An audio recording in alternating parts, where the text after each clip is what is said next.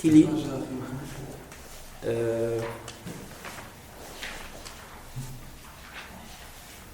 C'est la 7e question? C'est la question 8. Non?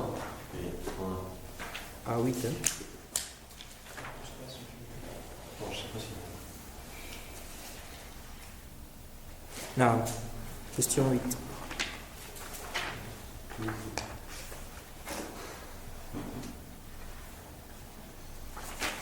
الحمد لله رب العالمين والصلاة والسلام على رسول الله. يقول المؤلف رحمه الله: السؤال الثاني: جزاكم الله خيرا وأحسن إليكم.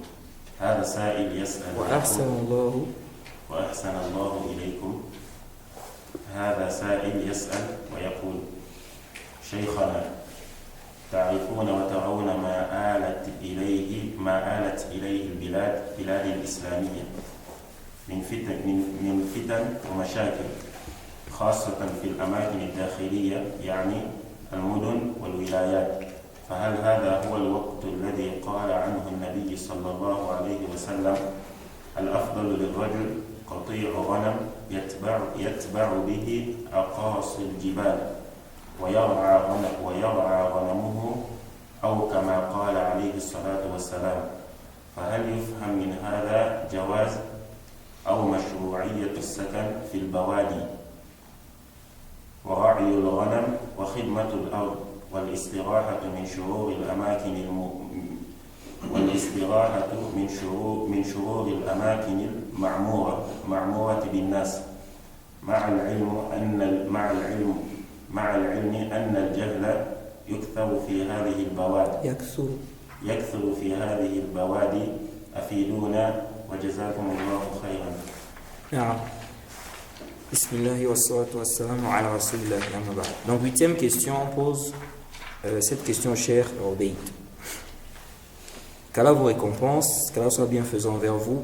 Voilà un questionneur qui demande ceci. Il dit: oh notre cher, vous connaissez et vous voyez, n'est-ce pas, ce qui se passe, ce qu'il y a maintenant comme troubles et problèmes dans les pays musulmans, ou bien les problèmes et les troubles dont font face les pays musulmans, surtout à l'intérieur des pays, c'est-à-dire les villes, les États.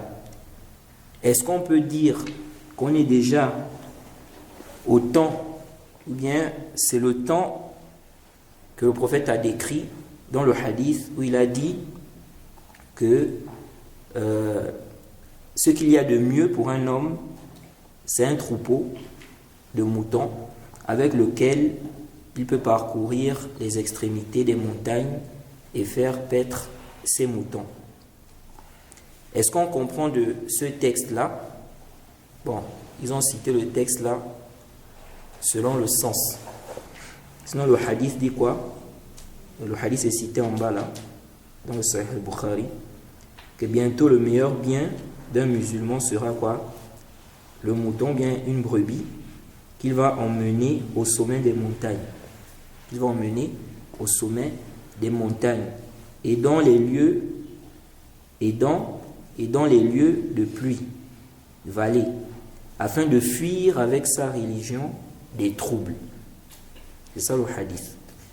Donc, il demande ici, est-ce qu'on comprend de là la permission, n'est-ce pas, ou la légitimité d'aller vivre, n'est-ce pas, dans les villages, faire paître les brebis, travailler la terre et se reposer, n'est-ce pas, des maux des endroits, n'est-ce pas, qui sont peuplés. Ok? Sachant qu'il y a beaucoup d'ignorance dans ces endroits-là, les villages-là. Faites-nous profiter, qu'Allah vous récompense.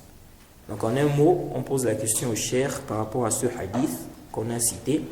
On lui demande si, n'est-ce pas, ce moment-là est arrivé, donc de délaisser les endroits qui sont peuplés là, et s'isoler, ok, pour fuir les troubles, parce que il y a maintenant beaucoup de troubles.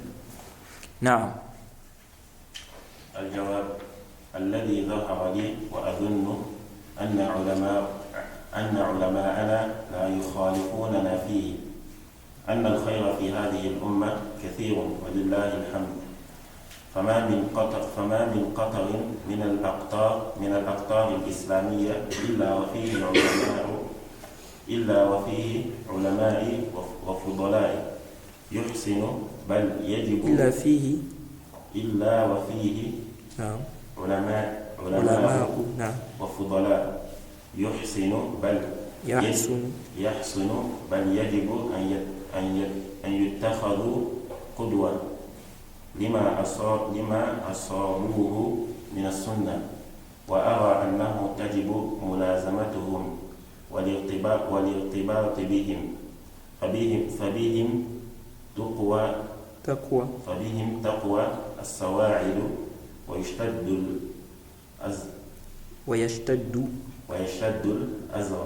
الأزر نعم فيشتد الأزر وتعلو الهمة. نعم. Donc le cheikh répond ici, il dit ce qui m'est apparu, et je pense que les savants ne vont pas nous contredire dans cela, c'est qu'il y a du bien dans cette communauté, il y a beaucoup de bien dans cette communauté, alhamdulillah. Il dit, il n'y a pas un pays parmi les pays musulmans sans qu'il n'y ait dans ces pays-là des savants, des gens nobles, qu'il convient, il dit plutôt, dont il est obligatoire même de prendre comme modèle, n'est-ce pas, du fait qu'ils sont en accord avec quoi? Avec la sunna. Donc les gens, on les prend comme modèle, c'est par rapport à quoi? Au suivi de la sunna. On prend les gens qui suivent la sunna comme modèle. On ne prend pas les égarés comme modèle. Le cheikh dit, je vois qu'il est obligatoire de rester avec eux, de se rattacher, n'est-ce pas, d'être accroché à ces gens-là. Et le fait de rester avec les gens de bien, c'est un grand bien. C'est un grand bien. Les gens de science, les gens de bien, ça te préserve de beaucoup de choses. Il dit ici, et donc à travers eux, il y aura un renforcement, n'est-ce pas, et la détermination augmentera. نعم. فأما قد حان الوقت الذي تضمنه الحديث الذي تشير إليه حتى إن كان وجد في ولاية وهذا على سبيل الفرض والتقدير ما سألت عنه فإنه ثمة ولايات ويكون فيها الحمد لله الخير وأهله متوافرون الخير موجود وأهل الخير موجودون ولن تخلو الأرض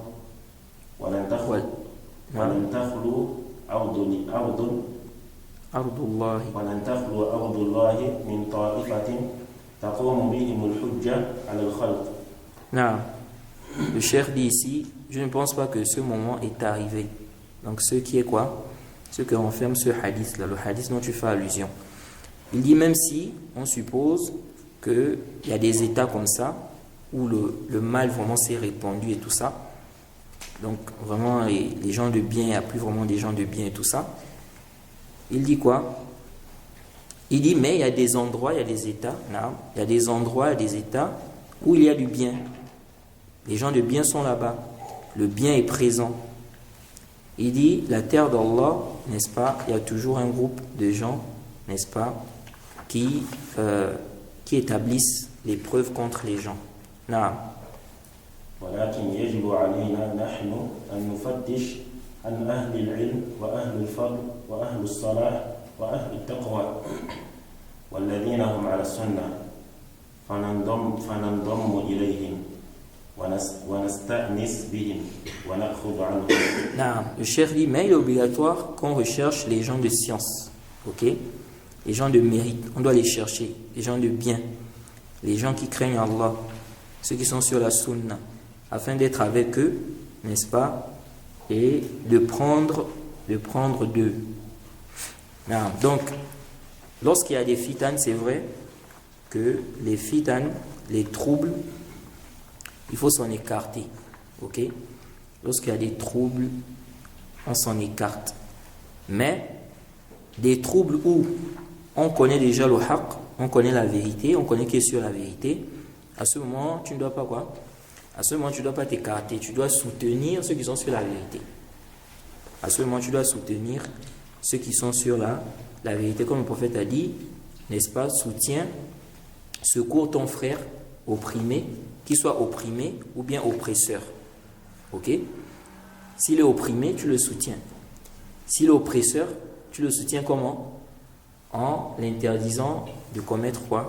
L'oppression, comme le prophète Mohammed sallallahu alayhi wa sallam a dit. Non. السؤال التاسع جزاكم الله خيرا وأحسن الله إليكم وهذا سؤال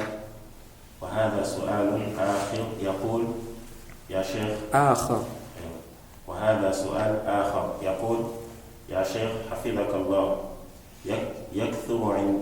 يكثر عندنا في منطقتنا الإخوان المسلمين بحيث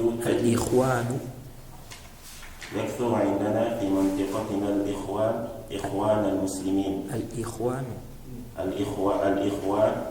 الإخوان المسلمون بحيث تجدهم يتجمعون في أماكن ويتكلمون في مسائل السياسة ويبغضون دولة التوحيد السعودية ويستهزئون بدعوة الإمام المجدد محمد بن عبد ويستهزئون بدعوة الإمام المجدد محمد بن عبد الوهاب رحمه الله ويأتون بشبهة يقولون بأن الفساد والفسق يكثر في السعودية خاصة في الرياض باستثناء الحرمين فهل هذا الكلام صحيح وما موقفنا من هؤلاء الشباب؟ Neuvième question, on demande au cheikh qu'Allah vous récompense, qu'Allah soit bienfaisant envers vous. Voilà une autre question. Ya cheikh, qu'Allah te préserve. Dans notre zone, là où on est, il y a beaucoup de Ikhwan. Ok? Les Ikhwan. Les Ikhwan, on avait déjà parlé d'eux. C'est une secte.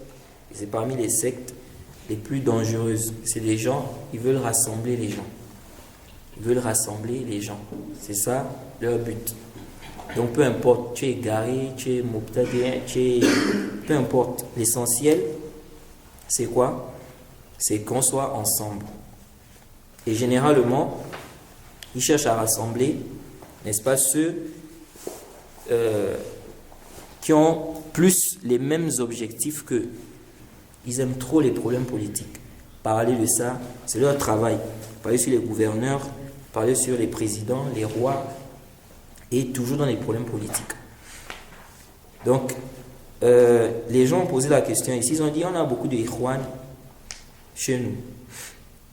On voit, ils se rassemblent dans des endroits et ils parlent des questions politiques. Et c'est ça leur travail, parler des questions politiques. Ils font des douces, c'est la politique. Même dans le dars, il va parler, il va laisser ce qu'il est en train, il va parler de tel pays, machin, vous avez vu là-bas, machin. Ici, les infos, il balance les trucs. Il est ici, et il déteste le pays du tawhid. Souvent, les Ikhwan, c'est ça. Ils vont critiquer, et vous allez voir que ces gens-là, ils sont terribles. L'Arabie Saoudite, là, c'est comme si c'est leur ennemi. Ils vont attaquer l'Arabie Saoudite d'une manière, subhanallah. Oh non, regardez ce qui se passe à Riyad, regardez ce que, voilà. La Palestine souffre, ils sont là. Voilà, oui, c'est ça. Et c'est ça leur travail, les trucs politiques. Ici, donc ils détestent l'Arabie Saoudite. Ils se moquent, n'est-ce pas, de la da'wa de l'imam réunificateur, Mohammed ibn Abdul Wahab. Ils viennent avec une ambiguïté, ils disent quoi? Que regardez, il y a le mal et la perversité. Il y a beaucoup de mal et beaucoup de perversité, n'est-ce pas, en Arabie Saoudite. Ok? Surtout à Riyad. À l'exception, n'est-ce pas, de la Mecque et Médine. Est-ce que cette parole est sahih? Et quelle est notre position par rapport à ces jeunes-là? Ok? Donc c'est la question qu'on a posée au cheikh. Now. الجواب أنت قلت يا بني الإخوان المسلمون وهذه الجملة منك تنتبه إلى أن تنبه وهذه الجملة منك تنبئ إلى أن من ذكرته ضمن السؤال أن ما ذكرته أن ما ذكرته ضمن السؤال هو صادر عن هوى وعن بدع وعن شبه لا عن أهل السنة وسمعتم مني ومن غيري من المحققين القول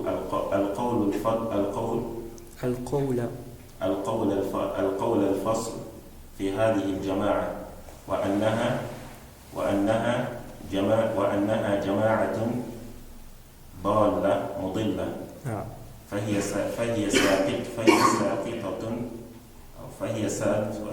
ساقطة منحرفة ضالة مضلة ولا يقبل إلا الشهادة العدل إلا الشهادة العدل فالإخوان المسلمون ليسوا عدولا. Le cheikh répond maintenant. Il dit, tu as dit ici, ô mon fils, les Ikhwan musulmans. Ok? Donc ici, tu as bien dit, ce sont eux qui disent ça. Le cheikh dit, cette phrase-là de toi nous montre déjà, ça indique que ce que tu as mentionné dans la question-là, ça provient de la passion, de la bid'a et des shubhat. Ça ne vient pas des gens de la sunna. Vous n'allez pas voir les gens de la sunna détester le pays du tawhid en réalité. Ce pays-là, c'est vrai, on ne dit pas que tout ce qui est ici, c'est... Voilà, ils ne sont pas parfaits. Mais comment tu peux détester l'Arabie Saoudite en fait? Moi, je n'arrive pas à comprendre souvent. J'ai dit vraiment les gens qui se disent musulmans, qui détestent l'Arabie Saoudite, je ne comprends pas en fait. C'est du diable. Avec tout ce qu'il y a comme bien ici, tu arrives à détester ce pays-là. Et tu vas les voir, hein, quand il s'agit maintenant des pays de Koufr, là, la façon dont ils parlent de ces pays-là, tu es même étonné. Tu dis, un pays de Koufr comme ça, tu parles de ça comme ça. Mais quand c'est le pays du Tawhid, non, c'est pas bon, machin, il faut comme ça.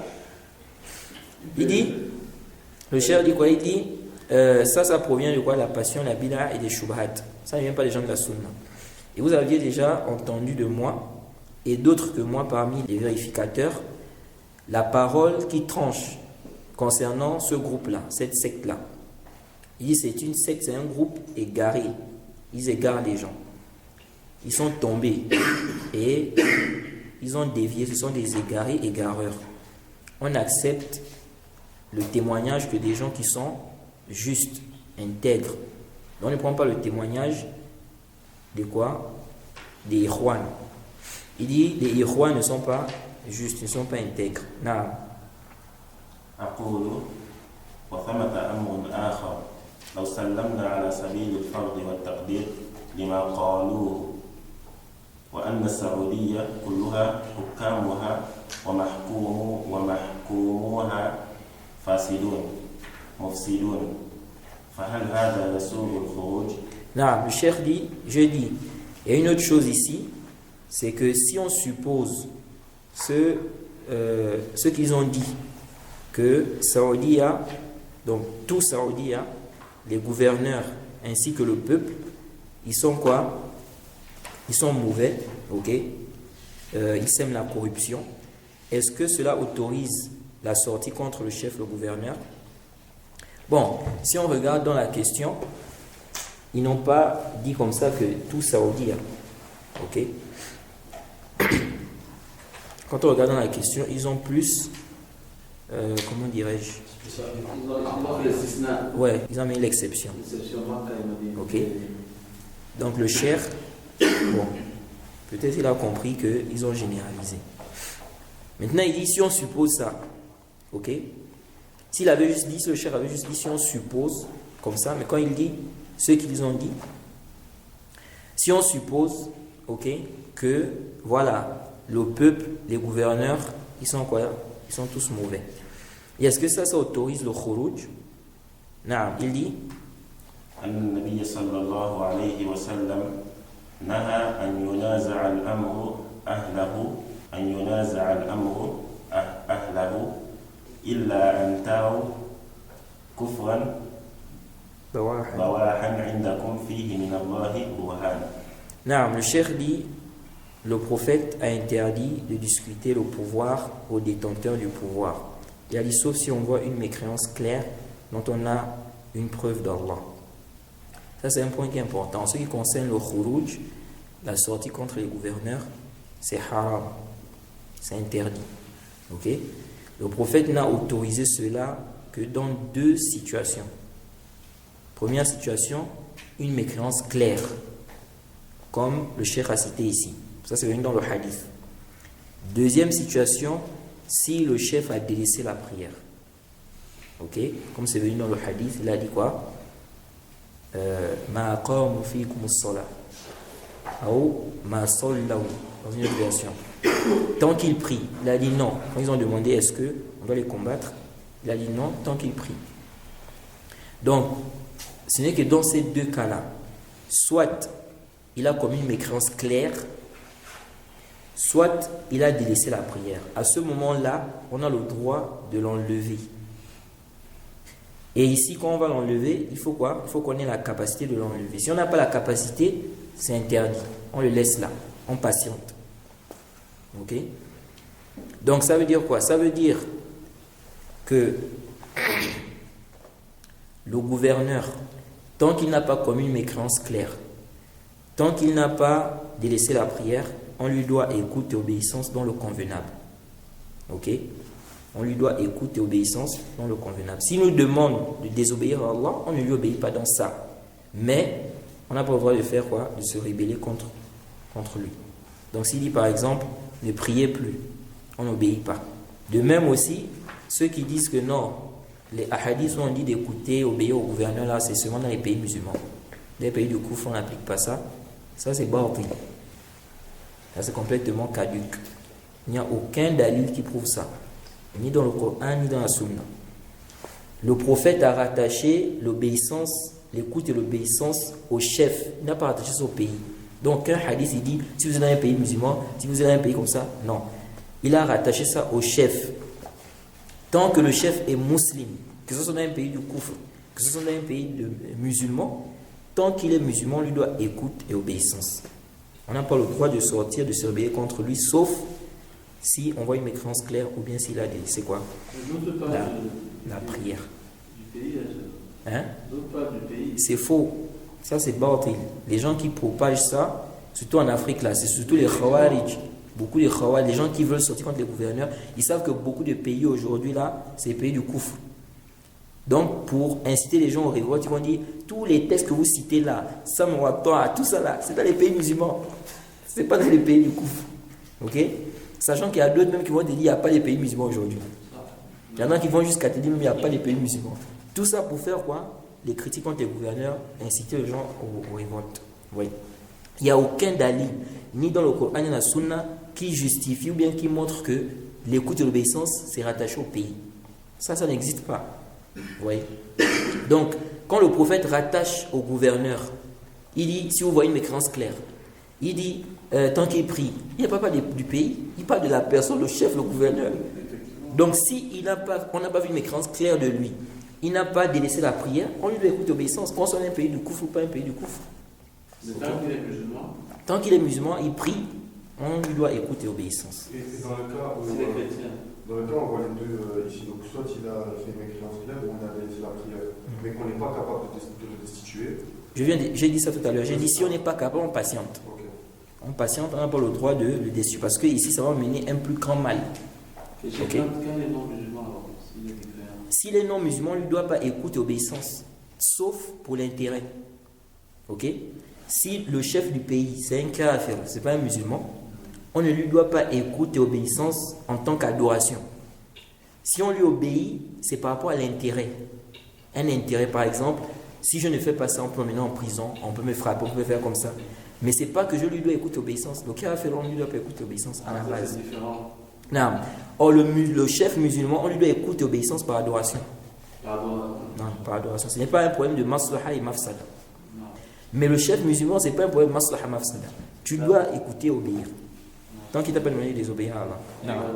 Quand c'est une mécréance claire, par exemple, il est sahir ou quelque chose comme ça, il fait du sihr ou... Je crois le cheikh Ibn Uthaymin, il a une parole, il explique ça. Ça doit pas être des questions où les savants ont divergé, parce que les questions où il y a divergence, en réalité, c'est pas vraiment clair. Ok? Donc ça doit être des questions, tu as dit c'est clair, il n'y a pas quelqu'un, il n'y a pas un musulman qui a appris sa religion et a dit non, ça c'est pas du coup. Il y a des exemples. Le sihr par exemple, il y a des cas où les savants ont divergé. Tu vois? Il y a des cas où les savants ont divergé, que ça fait sortir de l'islam ou pas. Donc il faut qu'on regarde bien ce sihr-là. Non, tu voulais dire? Il y a des exemples de mécréance claire. Oui, par exemple, il insulte le prophète. Un chef, il insulte le prophète. Ou il insulte Allah. Il insulte la religion. Là, c'est fini. Non. Il a dit والمنصف المحق المنصف والمنصف المحق المنصف والمنصف المحق يرى أن ذلك القول من تلك الجماعة هو في غاية البطلان فالبلد ولله الحمد بلد السنة بشهادة المنصفين منصفين بشهادة المنصفين هو بلد التوحيد والسنة وأما الأخطاء وأما الفساد فلا شك أنه ما من بلد إلا وفيه من ذلك ما فيه حتى المدينة فيها فساد فيها أناس مفسدون فيها تركت الصلاة فيها شربت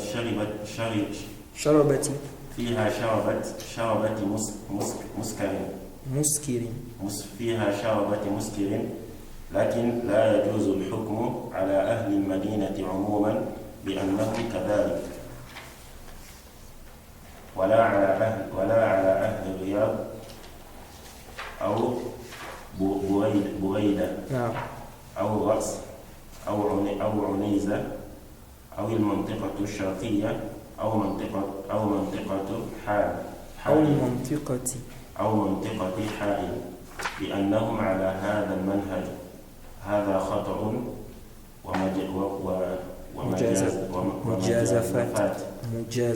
ومجازفات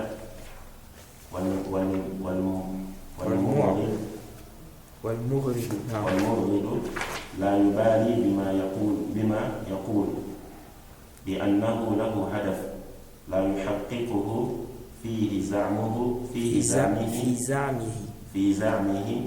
إلا بمثل هذا فهو يجمع الناس حوله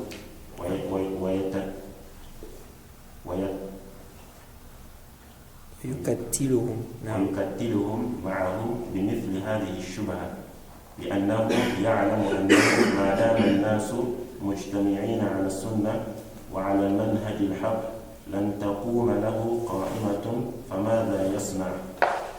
يلقي مثل هذه الشبهة التي وردت في السؤال تفريقا لكلمة المسلمين ومن آلات التفريق عندهم هو إيغار الصدور على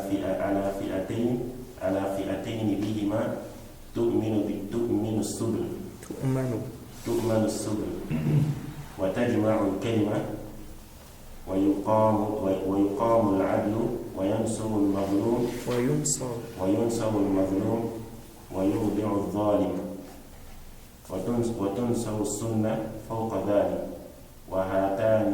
وهاتان الفئتان هما العلماء والحكام. Non. Donc le cheikh dit ici, celui qui est équitable, ok, il voit que la parole de ce groupe-là, donc la parole de cette secte-là, c'est vraiment extrême, elle est extrêmement, cette parole est extrêmement fausse.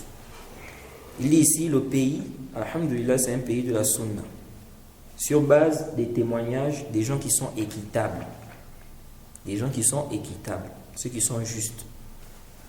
Il dit, le pays est un pays du tawhid et de la sunna. Il dit, quant aux erreurs et les mots, il n'y a pas de doute que dans chaque pays on trouve, n'est-ce pas, des mots. Il n'y a pas de doute. Il dit même à Médine, il y a des mots. Ok? Même à Médine, il y a des mots. Il dit, il y a des gens, n'est-ce pas, qui sèment la corruption. Il y a des gens qui délaissent la prière. Il y a des gens qui consomment de l'alcool.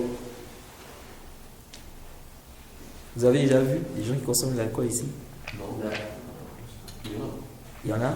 Non, Moi, je ne sais pas. Toi, tu as vu? Non, j'ai entendu. Tu as entendu? Ça doit être quelqu'un peut-être qui fabrique ça. Parce que faire entrer de l'alcool ici, c'est presque... Pas à Médine, mais à Riyad quand même. Hein? À Riyad quand même, l'alcool, oui. Tu as déjà entendu? Tu as déjà vu? C'est quelqu'un qui est venu me rendre visite ici, qui m'a dit que c'est pas qui on l'a raconté. Il a vu? C'est pas qu'on l'a raconté. C'est ce qu'il a vu et la personne a vu devant lui, c'est pas derrière. Oui, mais là, moi, ce que je demande, s'il y a ce cas-là, est-ce qu'on va dire qu'il a fait rentrer ça? Parce que pour faire rentrer ça ici, c'est quasiment... Comment c'est arrivé alors? C'est ce que je disais. C'est ce que je suis en train de dire là. Ou bien il a fabriqué. Parce qu'on peut fabriquer. Si c'est à l'ambassade, c'est possible parce qu'il y a Dans les ambassades, diplomates c'est qui qui peuvent faire entrer. Les diplomates. Hein. Lui, les diplomates, il faut entrer. Lui, parce que lui, il est diplomate. Non, tu peux pas filmer les diplomates. Tu as des preuves? Il est diplomate et c'est ce qu'il faut même mentir pour gagner proche. Non, mais tu peux pas généraliser. Peut-être tu dis c'est atteint. Il a appelé le monsieur, il a appelé le frère. Pourquoi je parle de faire ça? Parce que l'alcool, ça peut se fabriquer. Avec le raisin, par exemple. Hein? Ils ont fait entrer. C'est ça l'alcool qui est. Et il dit, le monsieur dit, si tu veux la chambre, je te donne la chambre avec des belles filles. Il a dit, c'est toi. Bref. En tout cas, le cheikh dit ici, même à Médine, il y a des mots, il y a des gens qui disent sa prière, il y a des gens qui consomment de l'alcool. Il dit, mais il n'est pas permis de généraliser ça sur tous les habitants de Médine, ok? Il dit, de même aussi, les habitants de Riyad, de Boureïda, de Ros, de Oneiza, la zone est là-bas aussi, et Mantiqatu Ha'il. Et on ne doit pas dire que tous font ça, ils sont sur cette voie-là. Et ça, c'est une erreur et c'est une exagération. Et ça aussi, c'est important. Il faut être équitable souvent. Beaucoup de gens, lorsque ils voient des gens commettre des péchés ou bien des choses qui ne sont pas bien, ils vont généraliser ça. Vous voyez, ceux-là ils font ça, ceux-là ils font ça, ceux-là. Il faut faire la part des choses, ok?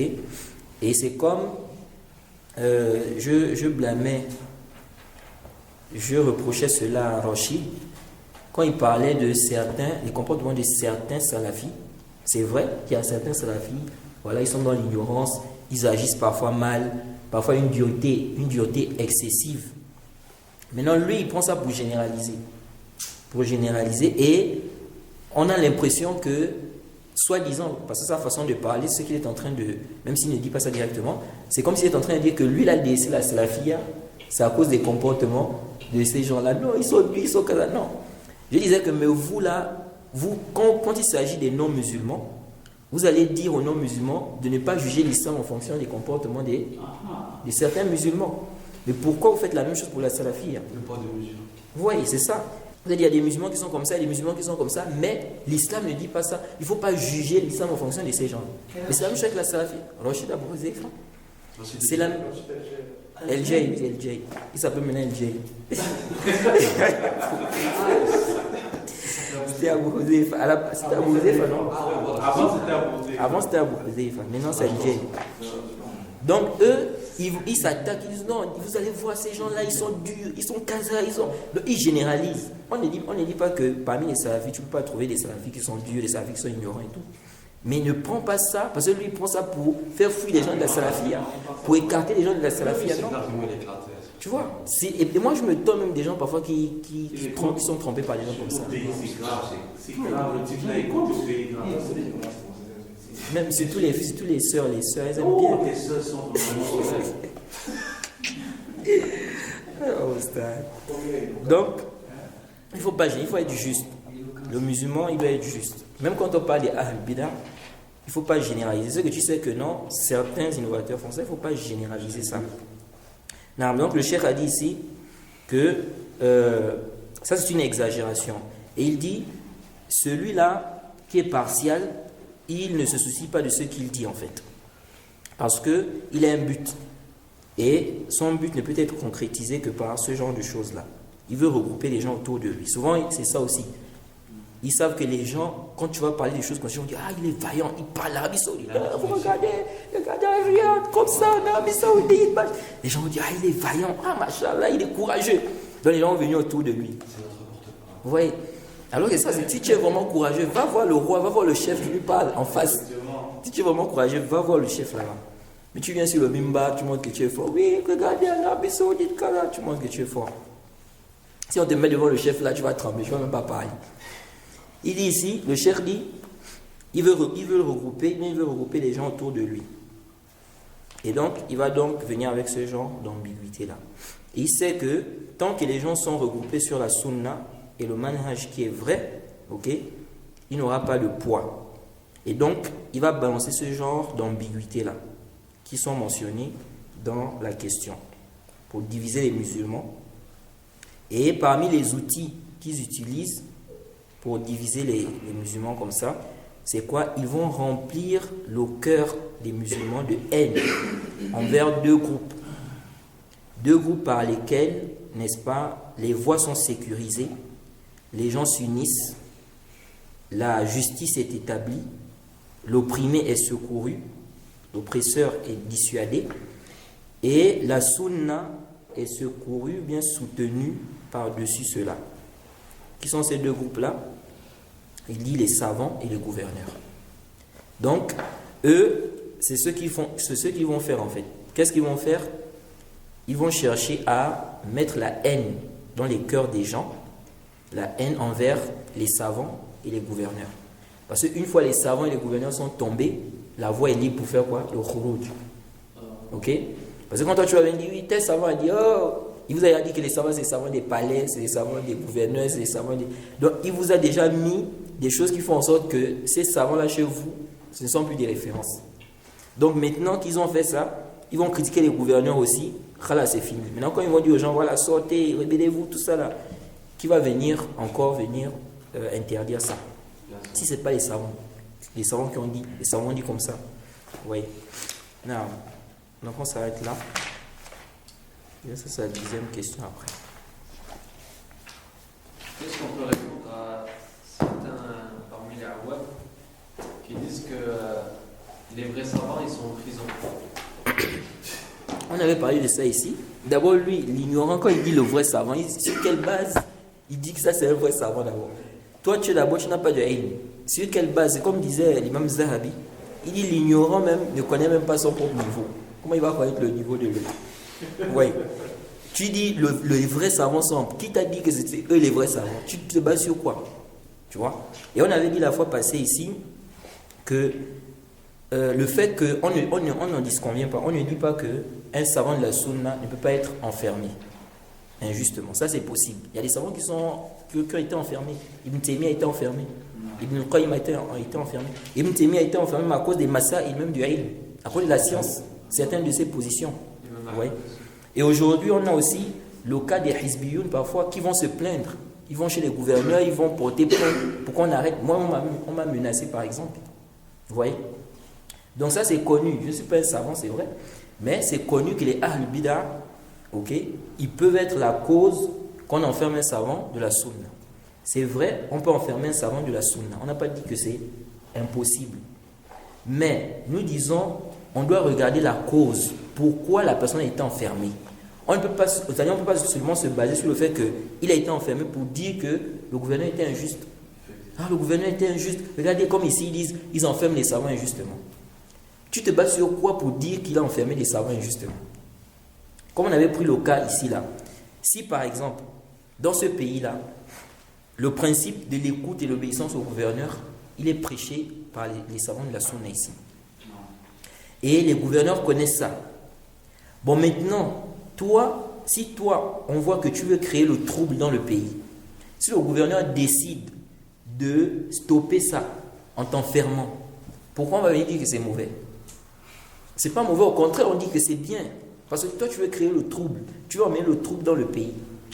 Il y a des pays aujourd'hui, là, ils ont commencé la guerre, c'est pas fini. Les gens ne sont pas en sécurité. La paix, là, c'est quelque chose elle est très importante. C'est pourquoi le prophète avait parlé de ça dans un hadith. Donc tu ne peux pas être là Tu viens, tu dis non, on enferme les vrais savants. Les vrais savants, ce sont les vrais savants qui sont en prison. Qui t'a dit que ce sont eux les vrais savants? Tu te bats sur quoi pour dire que ce sont les vrais savants? Tu vois? Il a critiqué le gouvernement. Si on l'a enfermé à cause de ça, pour nous, les gens de la Sunna, c'est bien. Et s'il veut créer le trouble, il monte sur les manabir, il critique le gouverneur pour que la population se soulève. Si le gouverneur l'enferme, pour nous, c'est une bonne chose.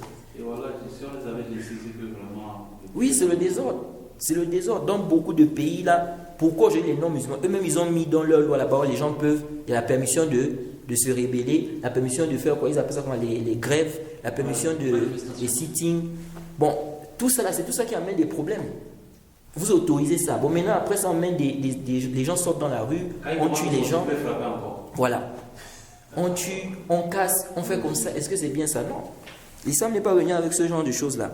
Le gouverneur, il déconne, il fait quelque chose qui n'est pas bien, va voir le gouverneur, tu lui donnes conseil en privé. Si tu ne peux pas, vois celui qui peut. Si aussi vous ne pouvez pas, patienter. Parce que le mal qui va découler là, de votre sortie là, c'est dangereux. Regardez la Libye. La Libye, maintenant, là, beaucoup sont en train de regretter. Oui. La même chose aussi en Syrie là-bas. Tout ça, c'est quoi? C'est parce que les gens ne comprennent pas que le bien, c'est pas dans ces révoltes-là. C'est pas dedans qu'il y a le bien en réalité. Oui. Donc, ceux qui disent ça, on va leur dire que déjà sur quelle base tu viens de dire que c'est un savant? C'est un vrai savant. Ça, c'est un. Deuxièmement, quelle est la cause? Pourquoi il a été enfermé? Il faut que tu amènes la cause. On va voir maintenant par rapport au Kitab wa Sunna. C'est pas comme ça seulement on va juger, on va dire non, il a été enfermé injustement. Les savants sont là. Il y a des grands savants qui sont là, il y a des savants qui sont là. Pourquoi ils ne sont pas enfermés? Ils sont là aussi, ils ont été les prêchés. Pourquoi ils ne sont pas enfermés? Oui. Donc, ça, c'est une parole vraiment. C'est pas qu'il de dire ça, on enferme les vrais savants. Tu te bases sur quoi pour dire que ce sont les vrais savants? Et il faut regarder la cause, pourquoi la personne a été enfermée. Souvent, ils disent parce qu'ils disent la vérité. Ouais, mais Ils se font enfermer. Celui qui dit la vérité, là où il n'a pas le droit de dire la vérité. C'est-à-dire, il dit la vérité, mais il n'a pas le droit. Maintenant, on l'empêche de dire la vérité à ce moment-là. C'est bien. Pourquoi toi, tu vas venir dire que non? L'imam Ahmed, on avait vu ça. L'imam Ahmed, on lui a posé la question. Un innovateur qui appelle à son innovation. Est-ce qu'on peut l'enfermer? Il dit oui. Si ça peut l'empêcher de propager la bid'a, on l'enferme. Vous voyez? Donc, il dit la vérité, mais est-ce que c'est toute vérité qui est bonne à dire et dans tout endroit, n'importe où? Non. Même le prophète Mohammed sallallahu alayhi wa sallam, il y a des choses, le prophète n'a pas eu à dire cela à tous les compagnons. Quand on parle des hypocrites, le prophète a donné le nom de certains hypocrites à Huzaifa. Il n'a pas dit ça, il n'est pas monté sur le mimbar, il a dit tel est hypocrite, tel est hypocrite, tel est hypocrite. Donc c'est une vérité, mais ce n'est pas forcément une vérité qu'il faut dire. Parce que ça va mener un plus grand mal. Donc il ne suffit pas de dire, c'est pourquoi il y a des gens aujourd'hui, ils ont le Hamas là. Ils vont dire non, je suis sur le haqq, donc il doit parler. Ok, tu es sur la vérité. Est-ce que parce que tu es sur la vérité, ça veut dire que tu dois dire ça n'importe où, à n'importe quel endroit? Non. Tu peux être sur la vérité, mais il y a des moments où il ne convient pas de dire ça. Il y a des endroits où il ne faut pas dire ça, parce que ce n'est pas le moment. Ou bien si tu dis ça, ça va mener un grand mal. Donc tu es délaissé.